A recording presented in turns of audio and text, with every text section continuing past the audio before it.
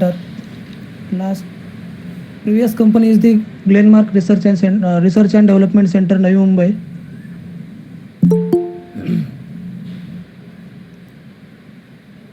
Today's guest lecture topic is the research and development in pharmaceutical company.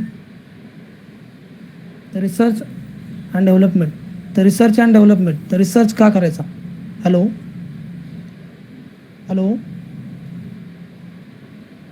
Yes sir, hello? you are audible. Okay, thank you. तर research हा का करायचा? त्याच्यामध्ये मी तुम्हाला जो हा सेक्शन होईल त्याच्यानंतर तुम्हाला ज्यांना काही डाऊट्स असतील किंवा काही क्लिअर करायचं असेल किंवा काही विचारायचं असेल तर तो आपला सेक्शन संपल्याच्या नंतर हा याच्यावरती काही तुम्हाला क्वेश्चन विचारायचे असतील तर तुम्ही विचारू शकता नंतर. तर तो जोपर्यंत सेशन संपत नाही तोपर्यंत आवाज वगैरे कोणी जर का स्क्रीन चालू असेल तर त्याच्यामध्ये म्यूट करायचं आहे सर्वांनी. तर रिसर्च करायचं कारण की त्याच्यामध्ये जे नवीन मॉलिक्युल्स येतात, जसं फार्मा फील्डमध्ये किंवा मेडिकल फील्डमध्ये जे नवीन मॉलिक्युल्स येतात त्याच्यामध्ये नवीन मॉलिक्युल मार्केटमध्ये आणण्यासाठी ते सेफ्टी आहेत का नाही किंवा इफेक्टिव्ह पेशंटसाठी काही त्याच्यामध्ये साईड इफेक्ट आहेत का, हे सर्व गोष्टी पाहूनच चेक करूनच आपण ते मार्केटमध्ये आणल्या जातात. आणि दुसरा मुद्दा असा आहे की research and development.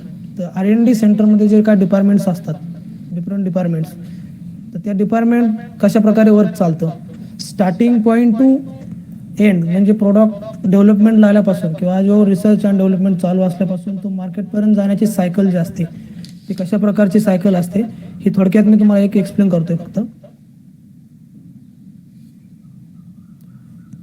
Goal of research and development. Research and development includes that companies undertake to innovate and introduce new product. It is obtained the first stage of the development process. तर नवीन product ज्यावेळेस मार्केटमध्ये आणायचा असतो त्याच्या अगोदर सुरुवातीला ज्यावेळेस तो दोन टाईपचे प्रॉडक्ट असतात, एक पेटंट रिलेटेड आणि दुसरा असतो तो जेनरिक. मोस्ट ऑफ द कंपन्यामध्ये किंवा रिसर्च अँड डेव्हलपमेंट सेंटरमध्ये मोस्ट ऑफ द आता जेनरिक प्रॉडक्टच चालू आहेत. ॲक्च्युली जेनरिक प्रॉडक्टवरती डेव्हलपमेंट चालू आहे. जे की पेटंट एक्सपायर होतं तर त्याच्यानंतर त्याचंच काही कमी कॉस्टसाठी किंवा कॉस्ट इफेक्टिव्ह मेडिसिन तयार केलं जातं, कारण जे पेटंट रिलेटेड जे असतं ते मोर कॉस्टली असतं, हे सर्वांनाच माहिती असेल. तर त्याच्यामध्ये जे डेव्हलपमेंट चालू असताना build a clear strategic framework, म्हणजे डेव्हलपमेंट करत असताना त्याच्या जे स्ट्रॅटेजी आहेत ते एकदम बिल्ड आणि क्लिअर पाहिजेत. आणि इकॉनॉमिक फॅक्टर हा कन्सिडर केला जातो आणि त्याच्यावरून जेनरिक फॉर्म्युलेशन हे मार्केटमध्ये आणण्याचा प्रयत्न केला जातो. Have a proper test environment. तर त्याच्यासाठी जे टेस्ट एन्व्हायरमेंट असेल किंवा ॲनालिटिकल लॅब असेल, म्हणजेच जे QC डिपार्टमेंट असते, क्वालिटी कंट्रोल टेस्टिंग डिपार्टमेंट, आणि त्याच्यामध्ये पुन्हा क्लिनिकल डिपार्टमेंट असते. त्याच्यासाठी जे टेस्टिंग डिपार्टमेंट असतात ते या टेस्टिंग डिपार्टमेंट हे त्याच्यासाठी सुटेबल एन्व्हायरमेंट आणि प्रॉपर टेस्ट एन्व्हायरमेंट असायला हवं. या गोष्टी सगळ्या रिसर्च अँड डेव्हलपमेंटच्या R&D सेंटरमध्येच हे डिपार्टमेंट एकाच लोकेशनला कार्यरत असतात. R&D डिपार्टमेंट, आता मी जे हे सर्व डिपार्टमेंट टाकलेले आहेत म्हणजे इथे इंग्लिश केलेले आहेत, टोटल 6 डिपार्टमेंट इज देअर. तर या डिपार्टमेंटचा टाकण्याचा उद्देश असा होता की फक्त R&Dचे डिपार्टमेंटच नाही, तर ही जी प्रोडक्शन इंडस्ट्री असते, सपोज आता मॅक्लोएडचं R&D सेंटर मुंबईमध्ये आहे, त्याचंच ते प्रोडक्शन प्लांट इंदूर असेल किंवा बद्दे असेल किंवा गोवा असेल किंवा औरंगाबाद असेल या ठिकाणी आहेत. तर या प्रोडक्शनच्या ज्या ठिकाणी प्रोडक्शन होतं त्या ठिकाणी जे डिपार्टमेंट असतात, total department is there. First is the production, second is the quality assurance department, QA department, third was the research and development department. तर त्या ठिकाणी सुद्धा रिसर्च अँड डेव्हलपमेंट डिपार्टमेंट असते, त्याच्यामध्ये bulk drugs like API. Second was the formulation and development, म्हणजेच production department. तिथंही formulation and development म्हणजे scale-up, small स्केलवरती किंवा पायलट बॅचेस, त्या प्रोडक्शन ज्या ठिकाणी होतं त्या ठिकाणी हे त्याच्या स्मॉल स्केलवरती म्हणजे फॉर्म्युलेशन अँड डेव्हलपमेंट त्या ठिकाणी अवेलेबल असतात. Third one is the quality control department. Fourth one is the packaging department. Packaging department is the very important role in the research and development side. Fifth one is the regulatory affair department. या डिपार्टमेंटमध्ये जो analytical डिपार्टमेंटचा असेल किंवा formulation and development डिपार्टमेंटचा जो data असेल तो compile करून जो अप्लाय केला जातो, फाईल अप्लाय केली जाते की जेणेकरून त्याच्या अप्रुव्हलसाठी like World Health Organization, WHO साठी किंवा बाकीच्या कम्युनिटीसाठी जे अप्लाय केले जाते तर हे डिपार्टमेंट ते काम करत असतं. Regulatory affairs department. Sales and marketing, तो हा जो मार्केटमध्ये जो प्रॉडक्ट फाईल होईल तो मार्केटमध्ये आणल्यानंतर त्या कंपनीचा प्रॉडक्ट सेल करण्याचं काम हे डिपार्टमेंट करत असतं. Sales and marketing. तर त्याच्यामध्ये रिसर्च अँड डेव्हलपमेंट डिपार्टमेंटमध्ये R&D सेंटरमध्ये first very important department is the formulation and development FND department. या डिपार्टमेंटमध्ये जो मॉलिक्यूल आला जातो त्याच्यामध्ये ज्यावेळेस फर्स्ट पेटंट रिलेटेड असेल किंवा जनरिक फॉर्म्युलेशन डेव्हलप करायचं असेल तर त्यावेळेस त्या डिपार्टमेंटला ऑफिस जनरिक ड्रग असे एक फाईल असते. त्याच्यामध्ये पेटंट रिगार्डिंग जी टोटल इन्फॉर्मेशन जी असते ती याच्यामध्ये इन्व्हॉल्व असते. तर त्याच्या अनुषंगाने किंवा त्याच्याच यूज करून किंवा त्याच्यामध्ये जी डेव्हलपमेंट करायची त्याच्यामध्ये जे एक्सिपियंट असतील किंवा त्याच्यामध्ये जे काय सर्फॅक्टंट वापरलेले असतील ते इकॉनॉमिकल फॅक्टर कन्सिडर करून जनरिक फॉर्म्युलेशन मार्केटमध्ये आणण्यासाठी जनरिक फॉर्म्युलेशन डेव्हलपमेंट केली जाते. पेटंट फॉर्म्युलेशनचे डेव्हलपमेंट करून जनरिक फॉर्म्युलेशन तयार केलं जातं. तर formulation and department of the drug formulation to produce final medicinal product that's stable and acceptable to the patient. तर पेशंटसाठी ॲक्सेप्टेबल हा डोस असायला पाहिजे किंवा स्टेबल असायला पाहिजे हे ऑब्जेक्टिव्ह फॉर्म्युलेशन डिपार्टमेंटचं असतं. त्यासाठी factor considering during formulation physicochemical and mechanical properties of the drug substance. Second property is the solubility, pH, particle size of the drug. Third one is the inactive ingredient and excipient to be added. Fourth one, the result of drugs stability studies. याच्यामध्ये physicochemical properties, याच्यामध्ये particle size म्हणून department वेगळं असतं. Particle size त्याच्यासाठी zeta potential हे instrument use केलं जातं. तर आपण म्हणतो की पार्टिकल साईज हा खूप छोटी कन्सेप्ट आहे पण ही खूप मोठी कन्सेप्ट आहे. याच्यासाठी रिसर्च अँड डेव्हलपमेंट सेंटरच्या ठिकाणी एक वेगळं डिपार्टमेंट असतं R&D सेंटरमध्ये की जेणेकरून त्याच्यामध्ये डेव्हलपमेंट, पार्टिकल साईजमध्ये डेव्हलपमेंट आणि पार्टिकल साईज त्या मेथडचं व्हॅलिडेशन सुद्धा केलं जातं. ते खूप मोठं डिपार्टमेंट आहे. पार्टिकल साईजसाठी जिटा पोटेन्शियल हे ॲपॅरेटस यूज केलं जातं. त्याच्यानंतर सोल्युबिलिटी, तर सोल्युबिलिटी ही ॲनालिटिकल डिपार्टमेंटमध्ये केली जाते. सोल्युबिलिटी तर pH डिपेंडंट आणि pH इंडिपेंडंट. तुम्ही BCS क्लास पाहिलेले असतील मे बी कदाचित. Hello. Yes, sir, you are audible. Please continue. Okay. BCS solubility class, BCS total classification. तर त्याच्यामध्ये pH डिपेंडंट सोल्युबिलिटी आहे त्या ड्रगची किंवा pH इंडिपेंडंट आहे हे चेक करण्यासाठी ॲनालिटिकल डिपार्टमेंटमध्ये तो डाटा जनरेट केला जातो. त्याच्यानंतरच तो जो ड्रग आहे तो pH डिपेंडंट आहे का pH इंडिपेंडंट आहे तर त्याच्यावरून त्याचं जे पार्टिकल साईज आहे किंवा त्याचं कोटिंग कसं करायचं आहे किंवा त्याच्यामध्ये जे एक्सिपियंट वापरायचे तर एक्सिपियंट यूज करत असताना सुद्धा त्याच्यामध्ये काही ग्रेडचे एक्सिपियंट असतात. तुमचा जर IR फॉर्म्युलेशन असेल, इमिजिएट रिलीज फॉर्म्युलेशन असेल तर इमिजिएट रिलीज फॉर्म्युलेशन हे क्यू पॉईंट म्हणजेच की 85% ॲज पर USP 85% डोस हा मिनिमम 5 to 10 मिनिट्समध्ये रिलीज झाला पाहिजे.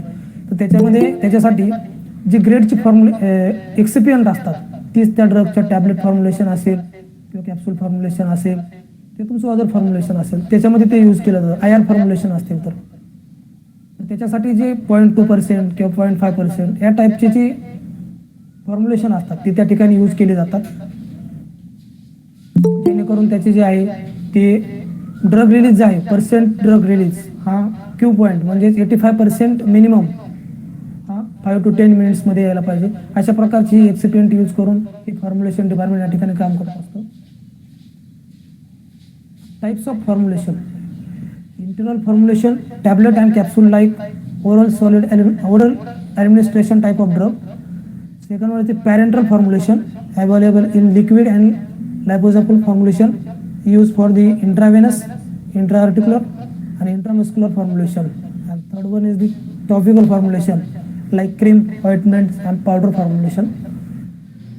These all three types in R&D development team.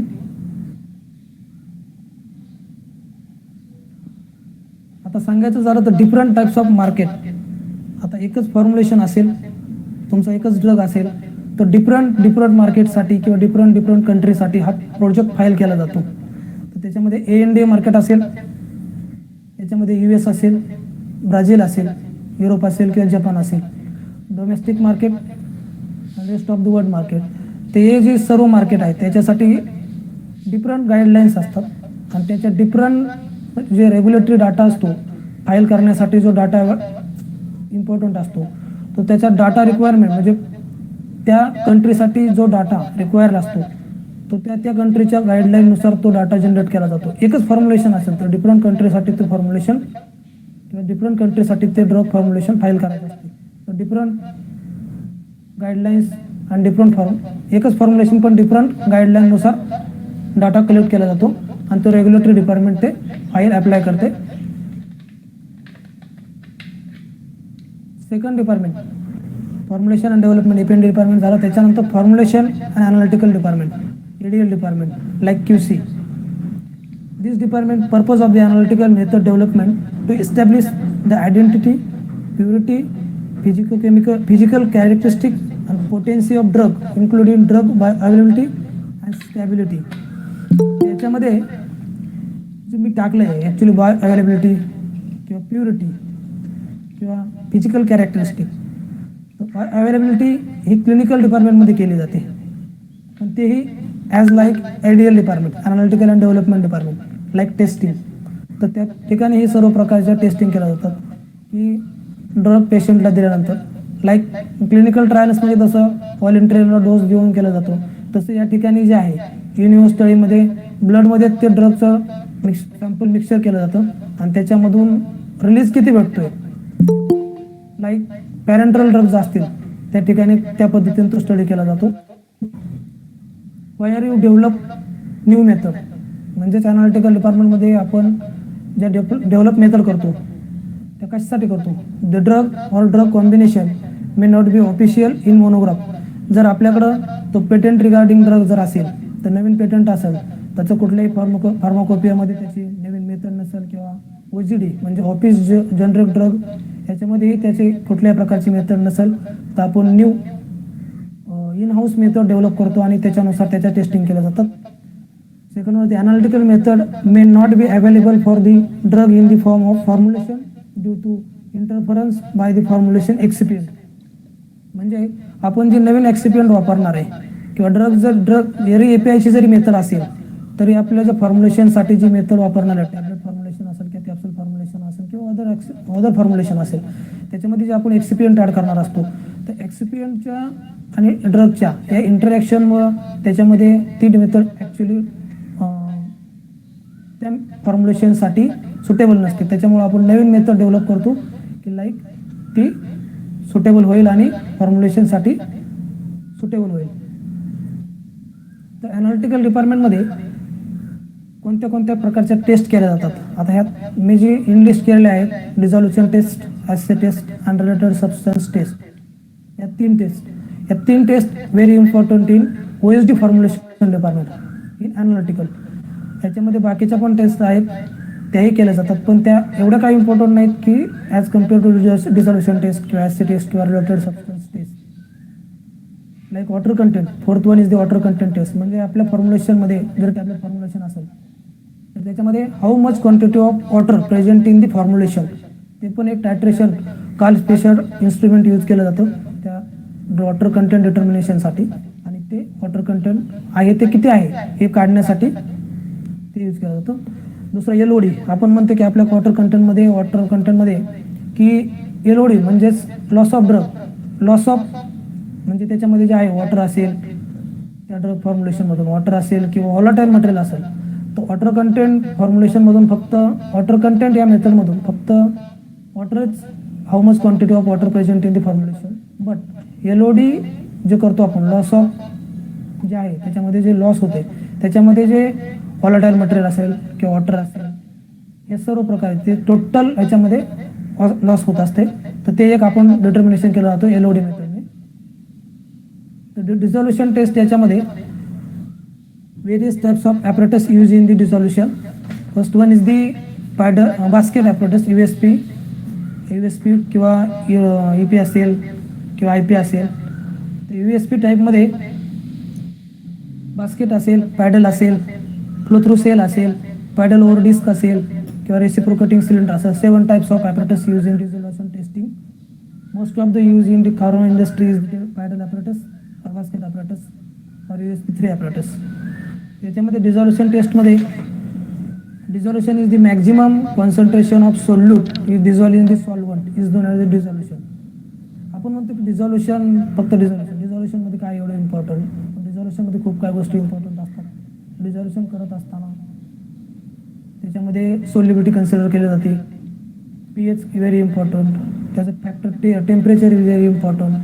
तुमच्या डिझॉल्युशन टेस्ट करत असताना त्याच्यामध्ये pH खूप सेन्सिटिव्ह, तुमचा जर pH डिपेंडंट जर ड्रगची सोल्युबिलिटी असेल, तुमचा जर का pHचे त्या ड्रगचं सोल्युबिलिटी जर हायर साईडला असेल, मे बी 6.8 किंवा 7.2 ॲज पर USP नुसार 1.2 pH to 7.2 may be guidelines आत्ता अपडेट झालेली आहे डिझॉल्युशन टेस्टिंगची, की त्याच्यामध्ये पहिलं जे होतं ॲज पर USP नुसार 1.2 म्हणजे 0.01 नॉर्मली HCl टू 6.8 पर्यंत डिझॉल्युशन केलं जायचं, पण आता 7.2 पर्यंत ती अपडेट केलेली आहे.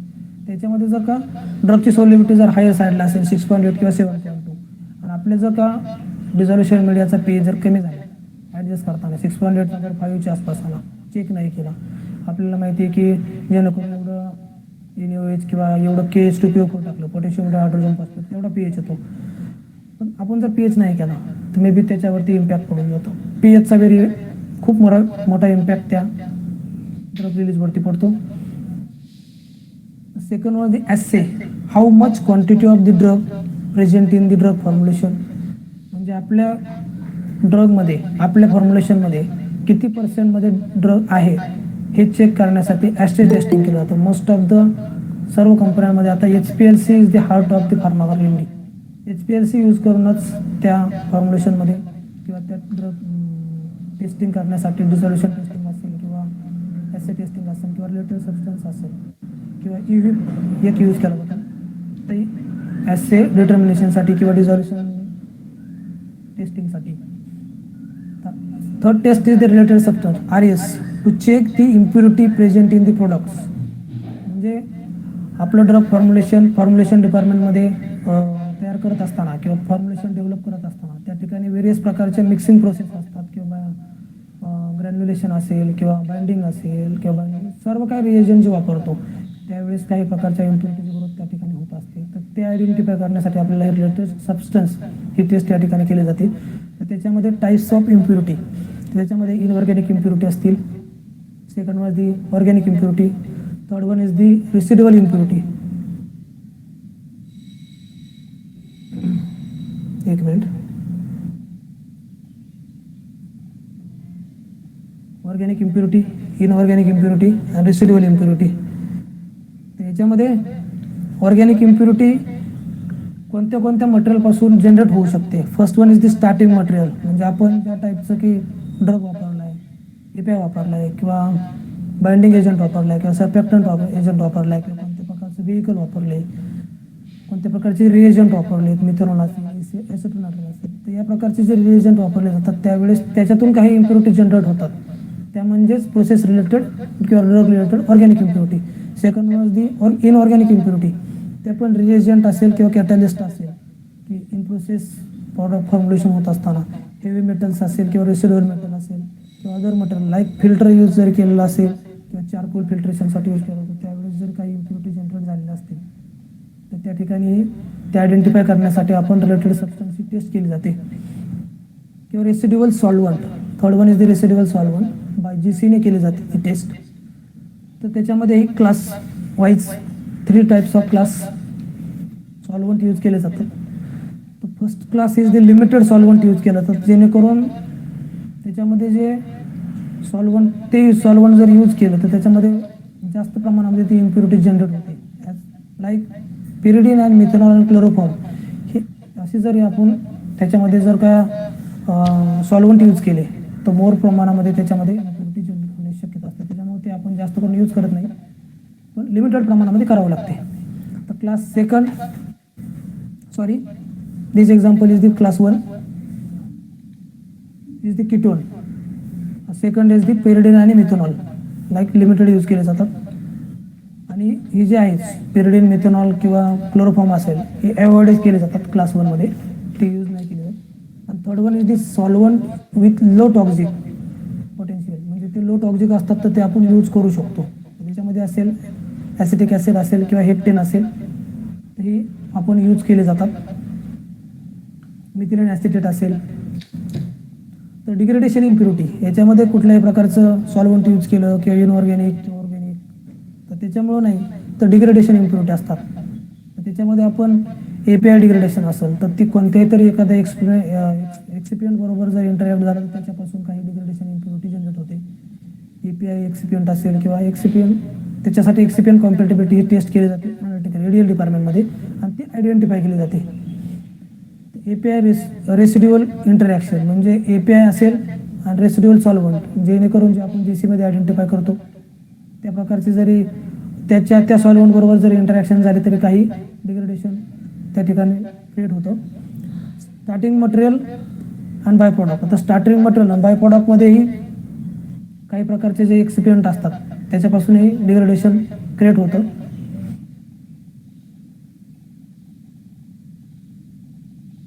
क्लिनिकल डिपार्टमेंटमध्ये एक मिनिट, क्लिनिकल डिपार्टमेंटमध्ये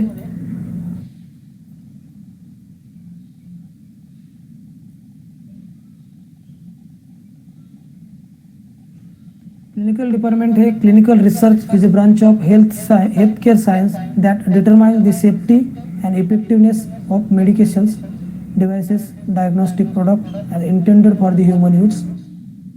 त्याच्यामध्ये काय कळतं की क्लिनिकल ट्रायल्समध्ये सेफ्टी, इफेक्टिव्हनेस हा चेक केला जातो त्या ड्रगचा. तर त्याच्यामध्ये 4 टाईप्स ऑफ पेजेस आणि स्टडी केल्या जातात. त्याच्यामध्ये फेज 1, त्याच्यामध्ये evaluate safety and test best dose level determine the dosage. त्याच्यामध्ये 12 ते 24 म्हणजे 12 to 24 पार्टिसिपेंट म्हणजे व्हॉलंटियर्स यूज केले जातात. त्यांच्यावरती तो ड्रग देऊन त्याच्यानंतर त्याच्यामध्ये सेफ्टी आणि इफिकसी चेक केली जाते. Second one is to check the effectiveness. त्याच्यामध्ये मिनिमम 100 व्हॉलंटियर्स यूज केले जातात आणि त्या ड्रगची इफेक्टिव्हनेस चेक केला जातो. Third one is to check the confirm effectiveness of monitoring side effect compare to other treatments. Minimum 100 म्हणजे मोर दॅन 100 और मोर दॅन 100 पार्टिसिपेंट व्हॉलंटियर त्याच्यामध्ये इन्व्हॉल्व असतात. आणि क्लिनिकल फेज 4 त्याच्यामध्ये ट्रीटमेंट टू मार्क आणि use, final झालेलं जे formulation असते ते क्लिनिकल म्हणजे आणि ते यूज करण्यासाठी मार्केटमध्ये परमिशन दिली जाते. तर हे सगळं फॉर्म्युलेशन जे आहे त्याचा स्टॅबिलिटी स्टडीसुद्धा केला जातो. त्याच्यामध्ये त्या स्टॅबिलिटी स्टडी करण्याचा हेतू असा असतो की कॅपॅसिटी ऑफ द ड्रग और product to remain within establish specification of identity, quality, purity in the specific period of time. म्हणजे त्या ड्रगची जी कॅपॅसिटी किंवा ते स्टेबल कितीपर्यंत राहू शकतं, त्याच्यामध्ये काही प्रकारच्या इम्प्युरिटी ग्रोथ होतात. आता कारण आपल्याकडे जे आहे की आपण जर मार्केटमध्ये आणलेलं फॉर्म्युलेशन आपण जर स्पेसिफिक कंडिशन नाही ठेवू शकत, त्याच्यासाठी काही ह्युमिडिटी आणि टेम्परेचर कंडिशनच्या एक 25-60 किंवा 30-75 40-75 म्हणजेच लॉंग टर्म, शॉर्ट टर्म आणि इंटरमिडिएट टर्म, तर याच्यासाठी हा स्टडी केला जातो. तर याच्यामध्ये तो ड्रग फॉर्म्युलेशन किती काळ स्टेबल राहतोय तर याचाही डाटा जनरेट केला जातो. As per USP, stability of pharmaceutical product has extend to which a product return within the specific limits and throughout its period of storage and use. म्हणजे shelf life check केली जाते की त्या doses फॉर्मची self life किती काळ आहे किंवा किती टाईम आहे.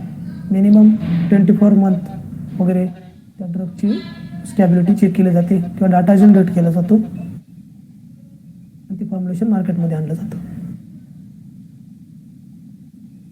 तर रेग्युलेटरी अफेअर्स तुम्हाला मला शिकवल्याप्रमाणे की त्याचा ॲक्च्युअल रोल काय असतो. रेग्युलेटरी अफेअर आहे department of the pharmaceutical company is responsible for obtaining approval for new product and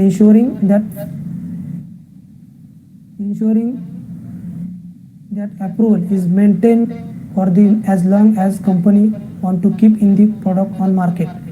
म्हणजे ते मार्केटमध्ये आलेलं फॉर्म्युलेशन हे लॉंग टाईम मार्केटमध्ये राहण्यासाठी त्या पद्धतीनं त्याचा डाटा फाईल करतो वर्ल्ड हेल्थ ऑर्गनायझेशन कमिटीला. की रेग्युलेटरी मार्केटचा हेतू असतो की तो analytical development and formulation department त्याचा कंपायलेशन डाटा हा फाईल करण्यासाठी यूज केला जातो.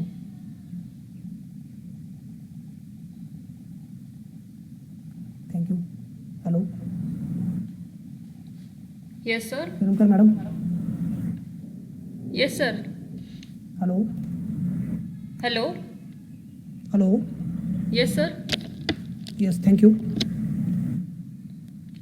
Okay. Thank you so much, sir, for coming Yes. In our Any today's guest questions? lecture. Hello. Yes. Yes, Mr. Gowde, sir. Thank you Yes. so much for presenting such a valuable sharing of your knowledge regarding Yes. research and development topic. Yes. So, and I'm very thankful for your precious presence for today's guest lecture and sharing your valuable knowledge regarding research and development topic. It is very knowledgeable for third year students regarding their subject, research subject. So, on behalf of our Parikrama group of institution, I cordially thank you so much to you for presenting for today's guest lecture. Okay. Any questions. Hello. Yes, sir. काही questions असतील कोणाचे तर स्वतःचं नाव सांगा आणि काही question असतील doubts असतील किंवा R&D मध्ये जाण्यासाठी काय करावं लागतं किंवा कोणाला प्रोडक्शनमध्ये जायचं असेल कोणाला दुसऱ्या फील्डमध्ये जायचं असेल काही क्वेश्चन असतील तरी काही कोणी विचारू शकता. Hello. Hello, students. Anybody is having any queries? You Any can ask to questions? sir.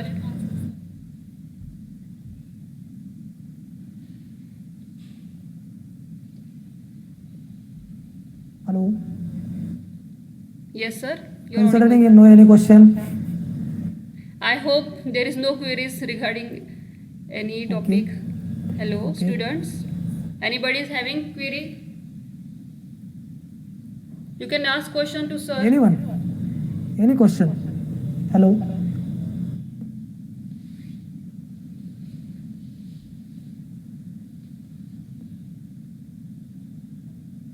Okay thank you madam. No any question. Hello.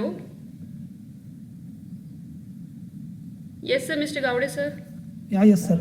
Yes madam. Yes, sir. Thank you so much, sir, for Okay. presenting your guest lecture.